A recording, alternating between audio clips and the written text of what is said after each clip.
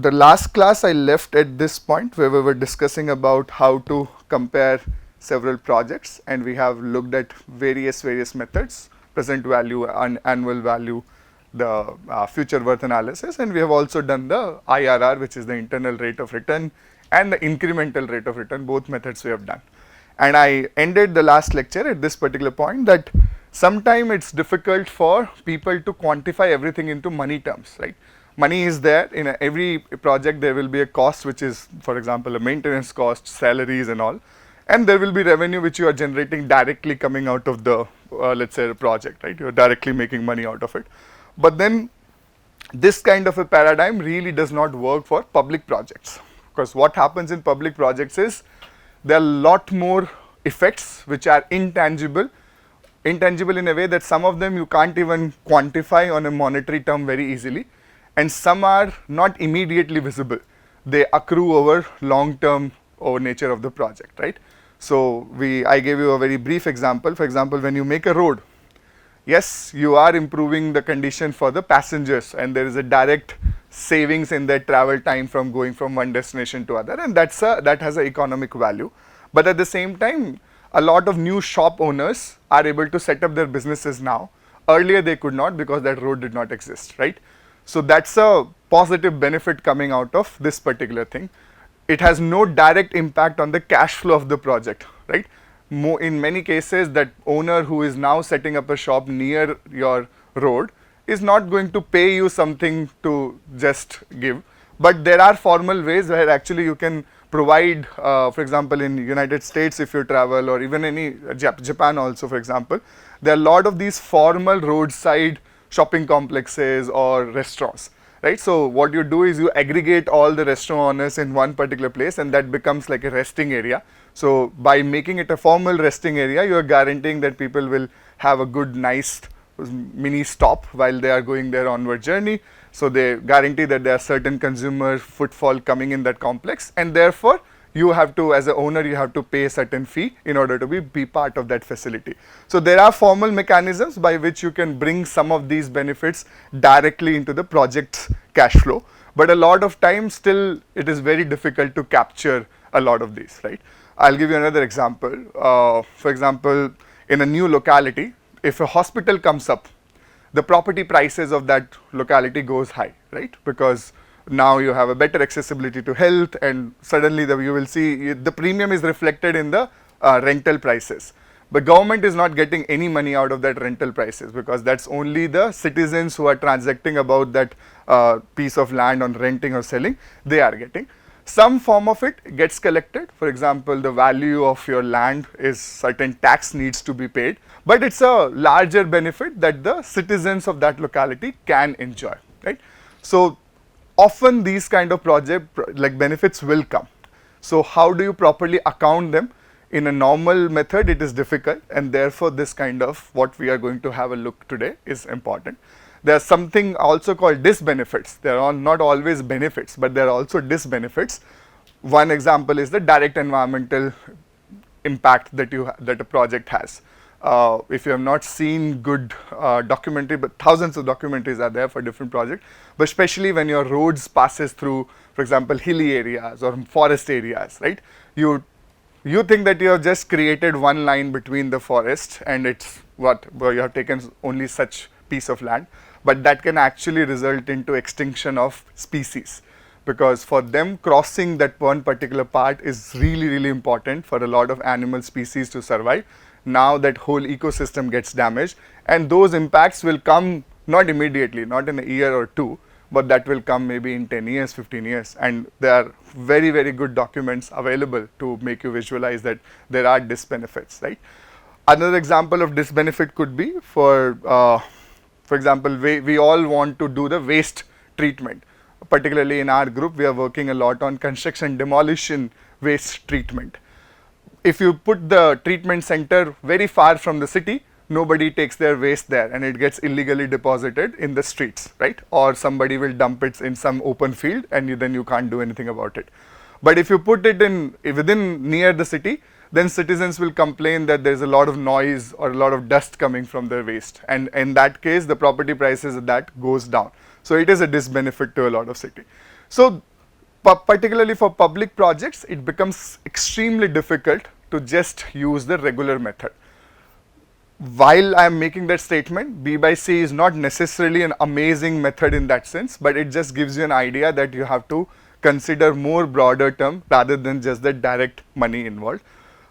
Difficulty definitely lies in how can you make a money equivalent amount attributable to all these things that I talked to about, right? For example, a new road or a new technology will save 1,000 people's lives. How do you make an equivalent of 1,000 people's life into money terms for you to because ultimately it's a mathematics. You have to add money to the money terms. You can't add apples and an oranges and then try to make a comparison. So how do you attribute that value? Ultimately it becomes the problem of that.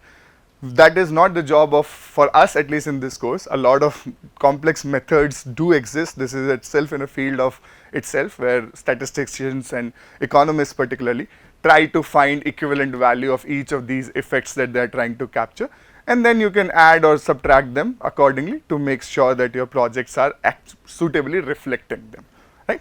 So particularly another example that I will give you for high speed railway. You know, there is a high speed railway project coming in our country, right? Mumbai Ahmedabad. Anyone familiar with the project? How many of you think it's a profitable infrastructure? None of you think it's a profitable infrastructure? Extremely costly? Agree with that? Do you know what benefits it creates? For passengers, yes, very convenient services, very super fast. You can travel to Mumbai to Ahmedabad 500 kilometers in 2.5 hours. What about the other people? So I'll give you an example. I think currently some 32 or 33 main high-speed railway projects exist around the world.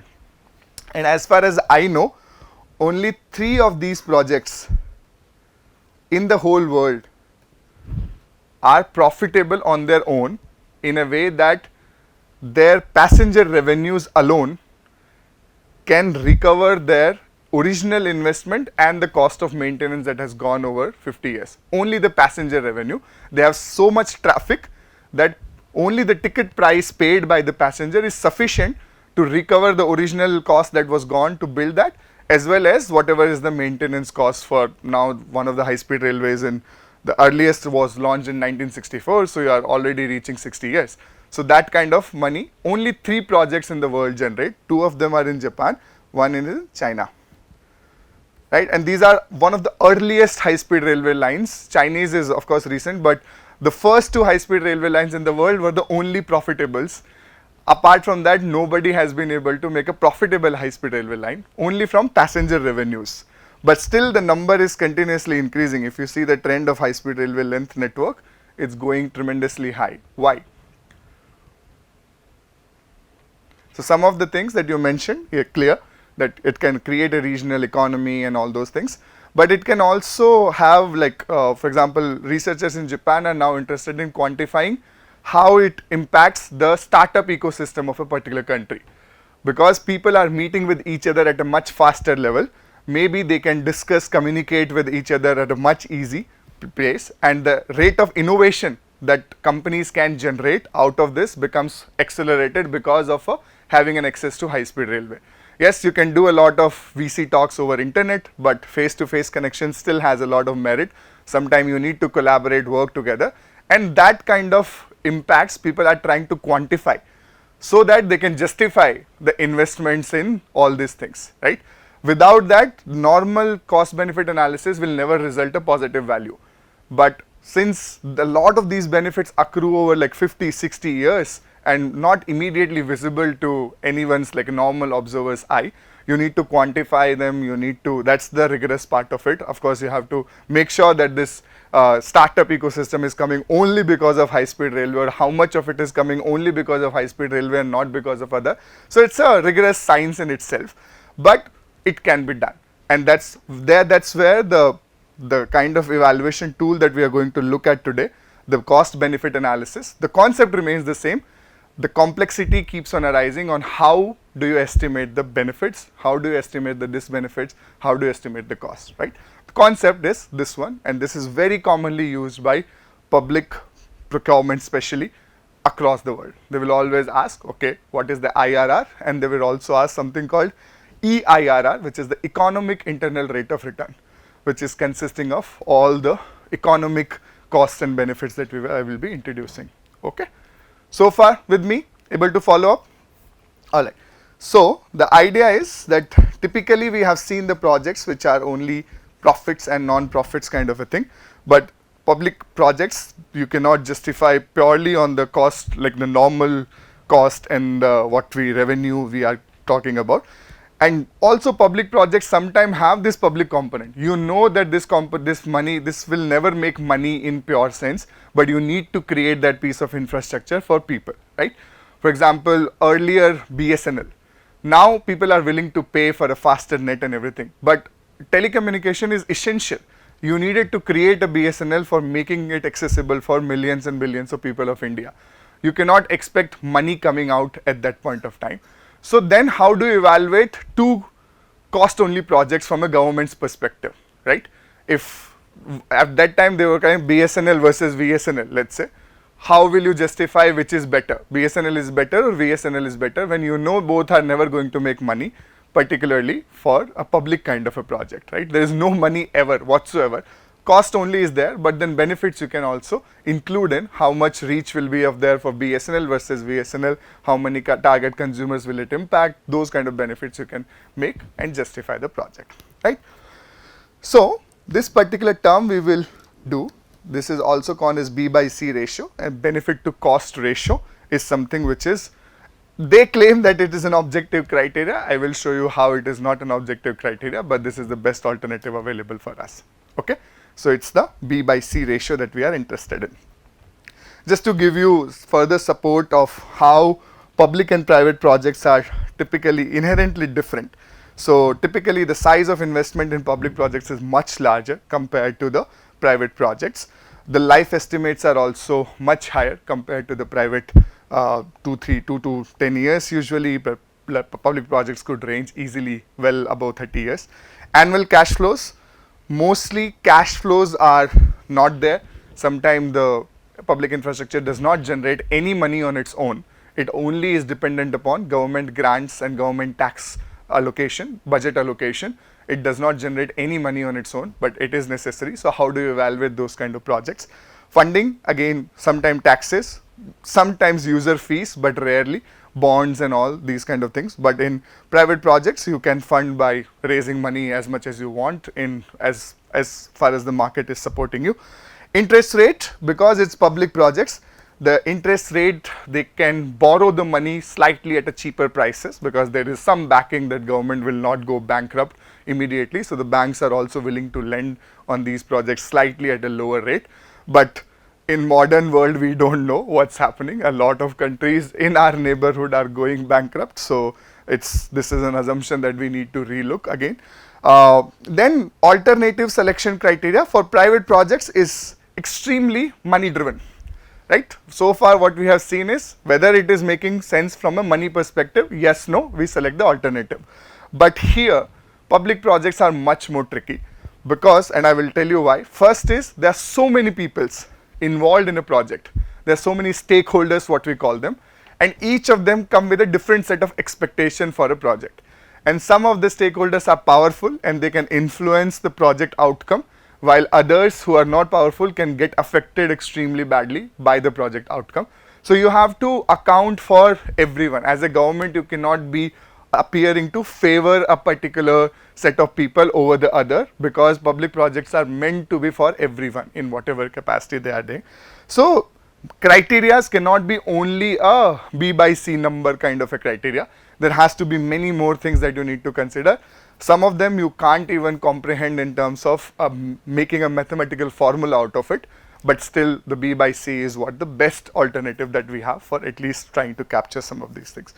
And evaluation, we are talking about objectivity, but in many cases, none of these B by C and everything you calculate matters. Ultimately, it's driven by certain powerful actors trying to do whatever they want to do.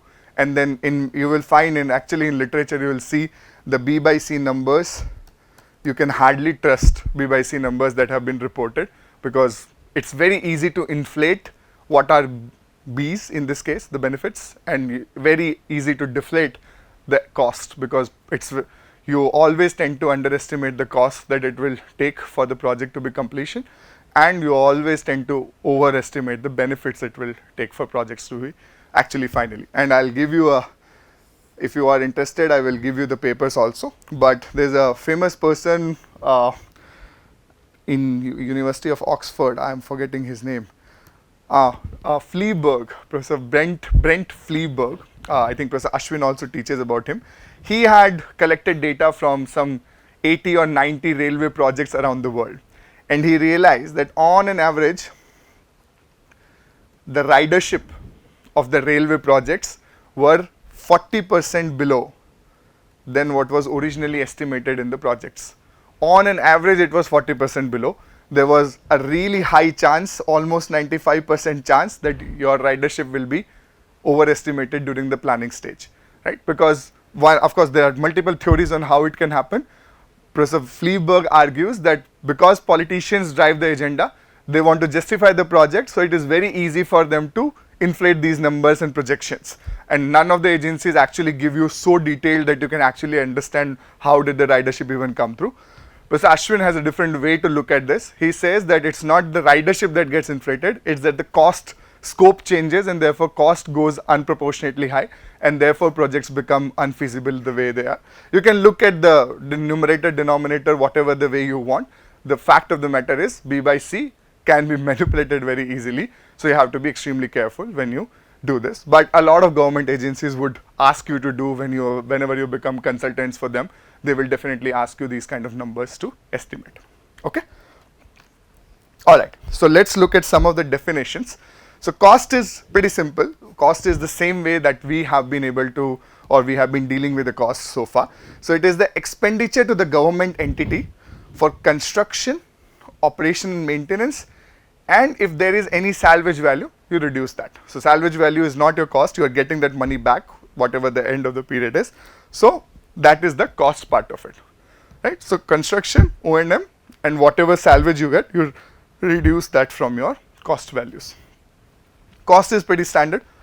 Benefits, this is the advantages that the government or the stakeholders that government cares about, for example the larger public, enjoys because of the project, right?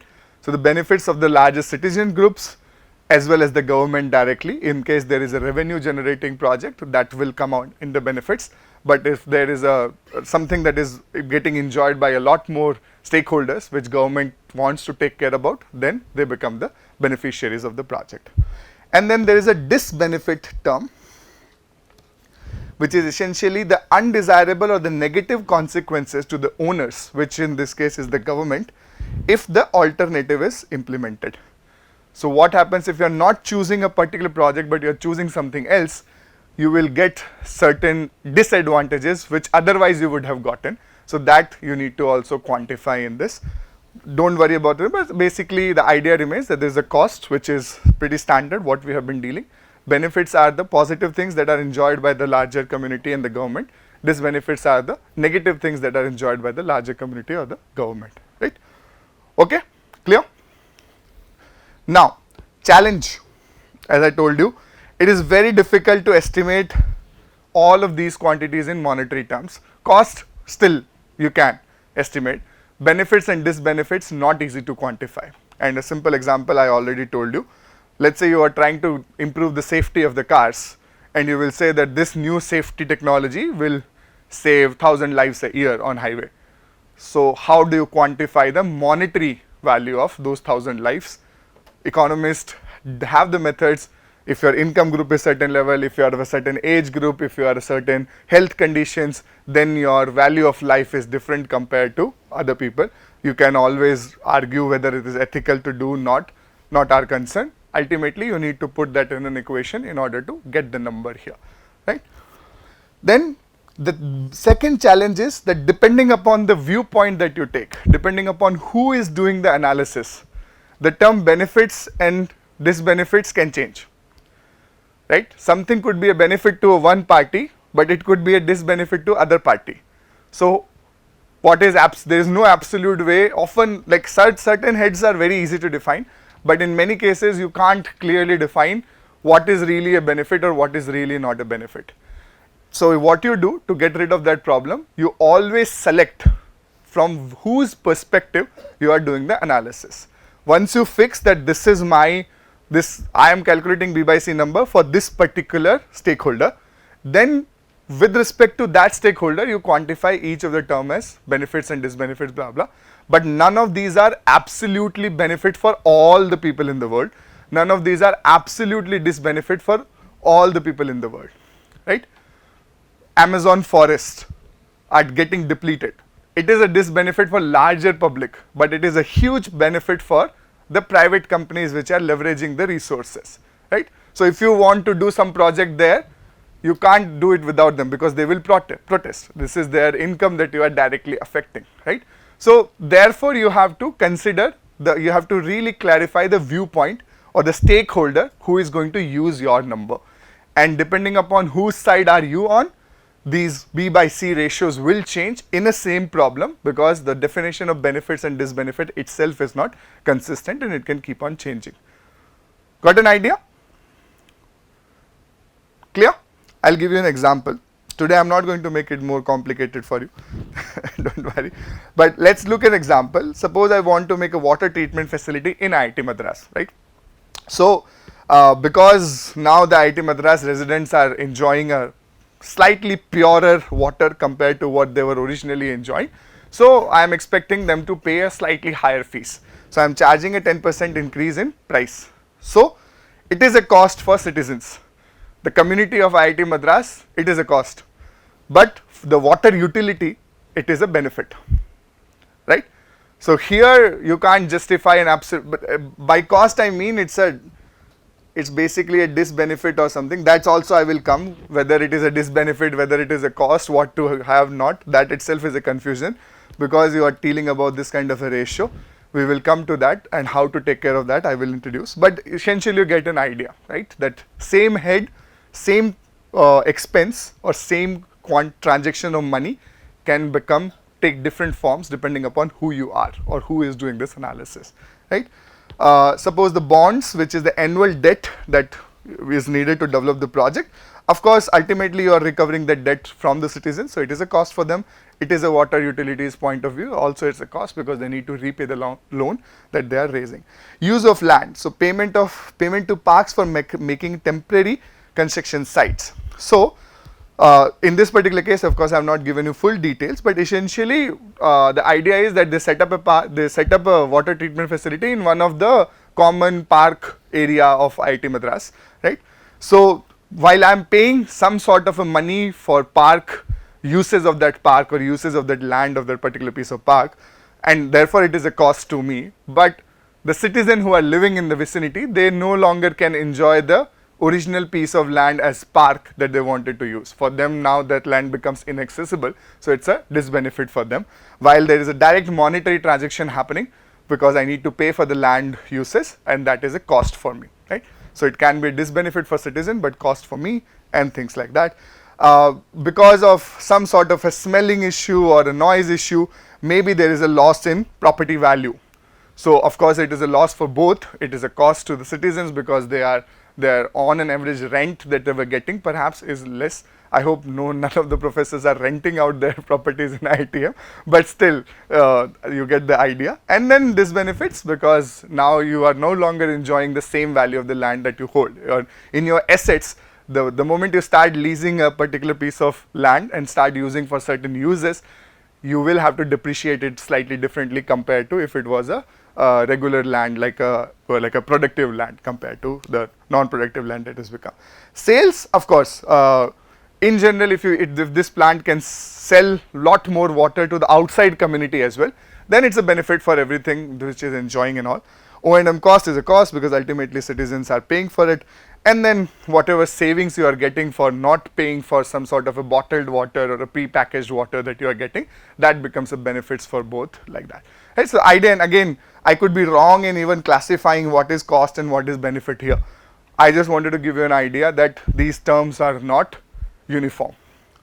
Depending upon whose viewpoint you are taking, you need to first clarify each of the transaction, whether it will be in a cost, whether it will be in a benefit, whether it will be a disbenefit situation, and so on and so forth. Okay? Get my point? Alright. So, in general, yeah, so again, citizens' goals is to maximize their quality of life, welfare, and their neighborhoods, people who are involved, their quality of life. Water utilities' goal is to definitely make sure that the budget is on point, because their mandate is not to create welfare for the people of IIT Madras. Their mandate is to run this plant as operationally efficient as possible, right? So their goals are different. Citizens' goals are, we want to enjoy a good quality of life because we are living in the campus, kind of. So because of the different goals of different stakeholders, their demands become different, and therefore the cost benefit, disbenefit also changes for each person. All right. So how do you calculate? Ultimately, the ratio of the benefit to cost ratio that you calculate is essentially either the present worth or annual worth or the future worth, whatever you are using the measure as, of net benefits divided by present worth or annual worth of future worth of net costs. Don't do, you take present worth here and future worth here. Don't do that and then come to me, sir, my answer is not matching. You have to define whatever is your criteria. Either you go with the present worth method or with the annual worth method of, or the whatever, essentially the consistent time value of money criteria, and net benefits divided by net costs, right? What are net benefits? Net benefits are benefits minus the disbenefits. So I've given you some examples of what the benefits could be and what could be the disbenefits. So that becomes the net benefits. The net cost is the initial cost which was required to make this project happen, the operational maintenance cost which is required to keep the facility running, minus the salvage value. So one thing that you have to, because we are using it like basically we are dividing the term, we are not treating cost as a negative number in that sense, because ultimately we want this ratio to be a positive number, not a negative number. Otherwise, if the net cost will always be negative, so present worth of that will have a minus sign. So you are treating the cost also positive, and separately you are treating the benefits, the net benefits also positive, right? So the ratio becomes a positive number. Otherwise, you will get confused. If B by C ratio of -1, it becomes complicated for it could be possible. In fact, it could be, so that's why if you do not remove the cost thing and you are getting a negative B by C ratio, you cannot tell whether it is coming because of the cost convention or that disbenefits of the projects are so high compared to the benefits that it is resulting in a negative number, right? So to avoid that confusion, you take the cost as a positive and you separately deal with them in the denominator, and the numerator you take the net benefits. There could B by C could be negative. The project could be making much more disbenefits compared to its benefits, and that ratio will reflect automatically, right? And since you are treating cost as positive on the denominator side, the salvage value automatically becomes a negative number in that sense, only following that convention, local convention. Get the idea, right? So typically the B by C ratio of more than 1 indicates that benefits outweighs the cost. So in this part, so the idea is the threshold is B by C should be greater than 1. That's the idea. If it is not greater than 1, it means the project is not generating as equivalent benefits as it is costing. So perhaps you need to rethink. So for example, B by C of 1.5 means that each rupee in cost yields about 1.5 rupees in the benefits over the entire lifetime, because you are summing everything on the time value of money. So it seems, and then you can have some sort of a threshold of your acceptable. B by C is greater than 1 is an absolute criteria. Below that it doesn't make sense. You could still invest or not depending upon what your political objectives from a project are, but B by C 1 is also not sufficient enough. Sometimes you want more healthy margins because life is more risky. What if costs are more and benefits are less and so on and so forth. So maybe you want a slightly higher ratio, 1.5 or 2, which is acceptable to you. That each company will give you, or each government has certain ways to define this threshold, and that information will be known to you. Okay, understand? And B by C ratio of less than 1 indicate the benefits accrued from the project is less than the cost required to be invested, and thus the investment is not justifiable. But this is just one criteria, as I told you. Depending upon, you could set this threshold to B by C greater than 2, B by C greater than 5, and so on and so forth, right? But 1 is somewhat easy to understand. Okay, with me so far? All right. So the same B by C ratio you can also use to compare multiple projects. Exact same 6-7 steps that we saw for the incremental rate of return method, exactly same steps are here also. You first basically sort all the projects. In the previous one we sorted directly by the cost, but here you sort by the time value of money equivalent of the total cost. And once you sort the projects about the increasing order of the total cost, all you have to do is first check individual project if they are making B by C greater than 1, eliminate all the project options which are not qualifying, then you make a defender challenger and you compare a incremental series, right? That incremental series is shown here. So delta C is the challenger cost minus the defender cost, which is the incremental cost that you are having when you are shifting from defender to challenger, versus the incremental benefits, which is the delta B, which is challenger's benefits minus the defender's benefits, right? And then again you have to take a ratio of delta B by delta C. If this is greater than 1, it means the challenger will be acceptable to you compared to the current defender. Exact same what we have done. You first make an individual project's judgment by a B by C ratio. If the individual projects qualify, then you go on to the incremental benefits and incremental cost. Then you take a ratio of delta B by delta C. If that is also coming out to be greater than 1, it means your alternative, higher cost alternative is justifiable to the lower, compared to the lower cost alternative, and that's what you are trying to ultimately select the best out of it. Again, goes without saying, the projects are mutually exclusive. Okay? Do I need to explain this again? Exact same concept. Again, do not get confused by challenger, defender, blah blah blah. Sorting also is just a process for you to make sure that you are comparing in a systematic manner. Ultimately, the goal is to compare everything with everything, and therefore this systematic method. If you can assure that you are comparing everything with everything anyhow, you can also go in any order, doesn't matter, right? So let me give you just a quick example for you to make it easy to understand. So let's say a museum development company has been invited by 4 different municipalities to start an art museum in their area, right? So one company has been invited by 4 different municipalities. Each offer includes cash incentives. So the municipality is giving some sort of a cash incentive for me as a company, that if you set up your company, your art museum in our municipality, we'll give you this kind of a cash incentive. Direct property tax reduction, they're like, we will reduce your tax from your property that we will collect.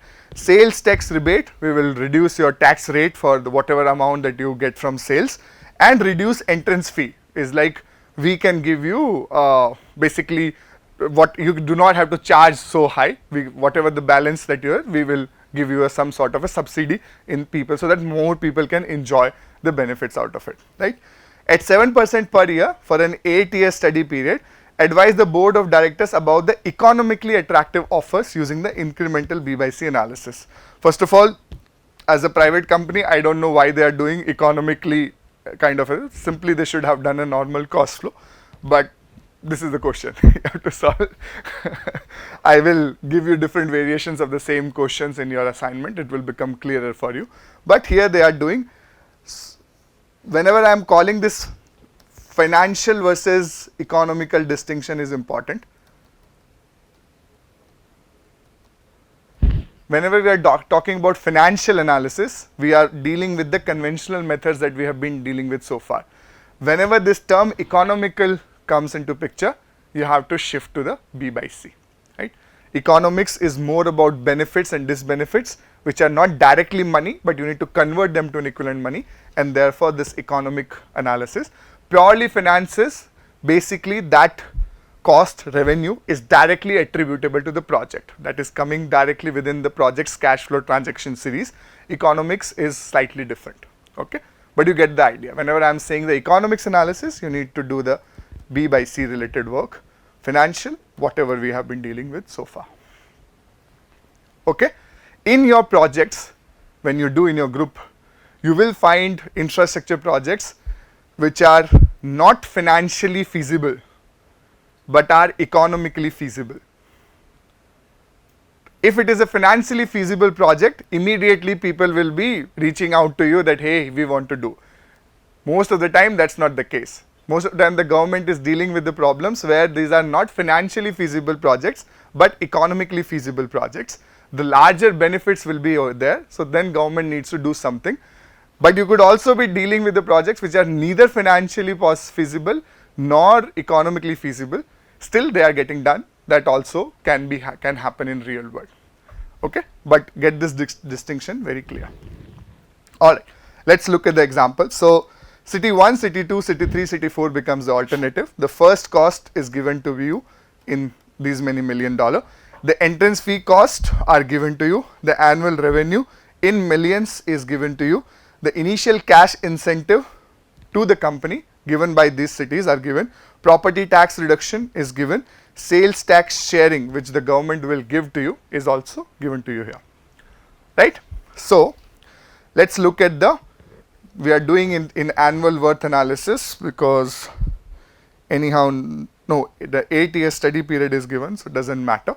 But the annual worth of the first cost, let's say for city 1, the first cost is 7% 8 plus the entrance fee cost. Entrance fee cost is the cost that the museum company has to bear in order to make the museum accessible to people, right. It's not you cannot just keep the museum open. There has to be a security check, there has to be a proper guided way for people to access, experience the exhibits in a manner and so. So all that, for that, enabling that, it costs so much for the company. So the total cost becomes this number, which is the first cost distributed over 8 years, and the entrance fee cost is anyhow in an annual manner. So that becomes $6.948 million per year, right. The benefits, one is the revenue, which is directly you are getting from the sales of tickets. The cash incentive, which is an initial cash incentive, so you need to convert into an annual cash equivalent annual. The property tax reduction that the government, each municipality is promising you, and the sales tax sharing that each municipality is promising you, right. So all these are your benefits. So that comes out to be $7.377 million per year. So does this project make sense?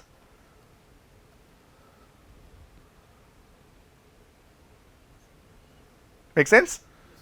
Yeah, so the ratio is coming out to be greater than 1. So at least this project is making sense.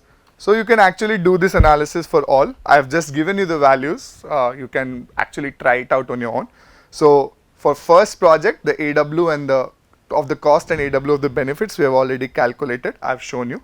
The B by C ratio comes out to be 1.06. So since it's a mutually exclusive project, you are always comparing the first project to do nothing. So it means basically you can invest because B by C ratio is greater than 1. You will find for city 2, the B by C ratio comes out to be less than 1.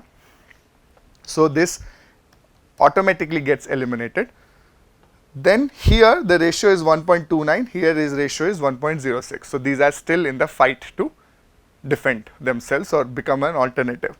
Now you compare here.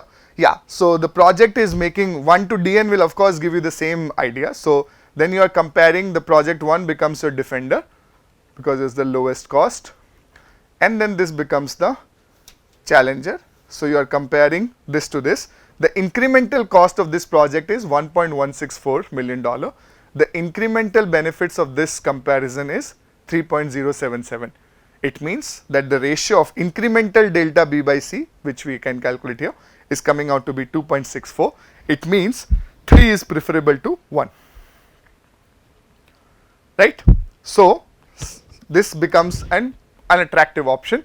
Now you have to compare city 3 versus city 4. When you do the incremental series of 4 to 3, the benefit cost is coming out to 2.236, but the benefits are coming out to be only 0.5. The incremental benefit to ratio is 0.22, so this project becomes not a good alternative.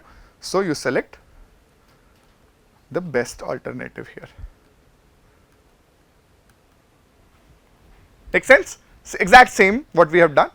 All you need to is, first you need to be very carefully defining what is B and what is C. C is clear, what is B and what is this benefits, you need to quantify, right? I'm shooting a little bit over time, but give me 2 minutes, I will finish this so that you can at least start thinking about your projects, right?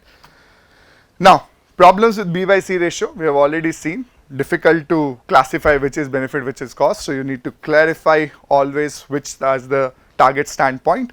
And accordingly, the monetary estimation of all the benefits and everything is tricky. I've already told you.